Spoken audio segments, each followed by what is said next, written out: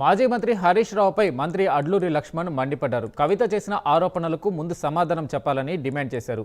మీ కుటుంబంలో గొడవలు పెట్టుకుని మంత్రివర్గాన్ని విమర్శించడం ఏంటని నిలదీశారు. తామే రాజులం, మేమే మంత్రులం అన్నట్లుగా పరిపాలన చేశారన్నారు.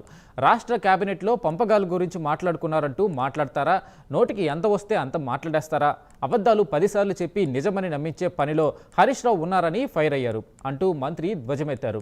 కేబినెట్ మంత్రులపై చేసిన వ్యాఖ్యలకు హరీష్ రావు క్షమాపణ చెప్పాలని మంత్రి డిమాండ్ చేశారు. 10 సార్లు ఒక అబద్ధాన్ని 10 సార్లు చెప్పి నిజం చేద్దామని ఒక దురాలోచనతో ఏ విధంగా ప్రజాపాలన ఇంద్రమ్మ రాజ్యంలో ముఖ్యమంత్రి గారిపై ప్రభుత్వానిపై బురద జల్లాలి, క్యాబినెట్లో మాట్లాడినటువంటి విషయంలో కూడా పచ్చి అబద్ధాలు తెలంగాణ ప్రజలకు చెప్పే విధంగా వారు ఆరోపణ చేసి మంత్రివర్గంలో ఉన్నటువంటి ఒక బలహీన వర్గాల మంత్రివర్గం, ఒక దళితులు ఉన్నటువంటి మంత్రివర్గాన్ని అవమానపరుచుకుంటూ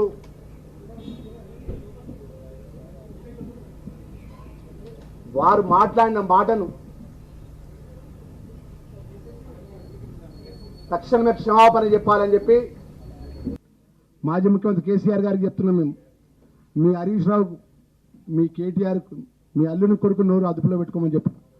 ఒకవేళ ఇదే విధమైన అదుపులో పెట్టుకుంటే రాబోయే రోజుల్లో ప్రజాక్షేత్రంలో పట ఉప ఎన్నికలని ప్రజలు ఏ విధంగా జవాబు చెప్పాలో జవాబు చెప్పడానికి సిద్ధంగా ఉన్నారని చెప్పేసి